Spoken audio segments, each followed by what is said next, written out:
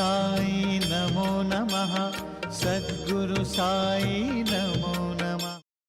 ఒకరోజు రాత్రి మసీదులో మహాల్సపతి బాబా పడుకోవడానికి మహాల్సపతి గుడ్డ పరవగానే సాయినాథుడు,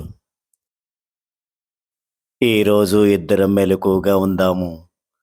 క్రూరమైన ఆ రోహిల్లా నిగోజ్ పాటిల్ భార్యను తీసుకుపోవాలని చూస్తున్నాడు. ఆమెను రక్షించమని భగవంతుణ్ణి ప్రార్థిస్తున్నాను. అంతరాయం కలగకుండా చూడు అన్నారు. ఆ తర్వాత మహాసపతి అతి జాగ్రత్తగా కాపలా కాస్తున్నాడు.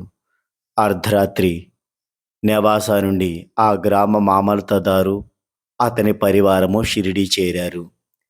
అదేమి చిత్రమో, అంతటి అర్ధరాత్రి సమయంలో అతడు బాబాను దర్శించాలని తన జవానుని మసీదుకి పంపాడు.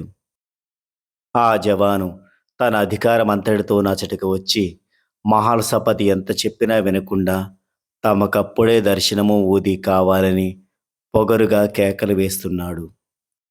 ఇక గత్యంతరం లేక అతడికి ఊది ఇచ్చి పంపివేయాలనుకున్నాడు మహాల్సపతి.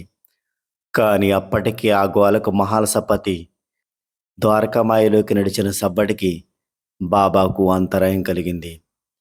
బాబా కోపంతో పెద్దగా తిట్టి అతడు పరిచిన దుప్పటి నేలపై నుండి లాగి అతడి మీదకు విసిరి, అరే భగత్, నీకు పెళ్ళాం పిల్లలున్నారు కదా, నిగోజ్ పాటిల్ ఇంట ఎంత ప్రమాదం జరిగిందో తెలుసా?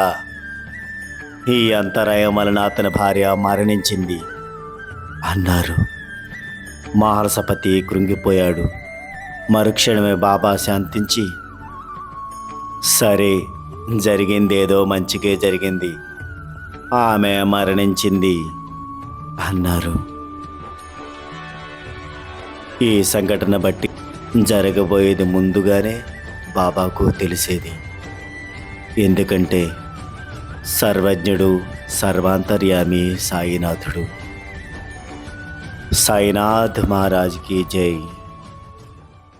సాయి నీకు తెలుసు నా అంతరంగము, సాయి నీకు తెలుసు నా అంతరంగము, విడదీయలేనిదయ్య మన బంధము.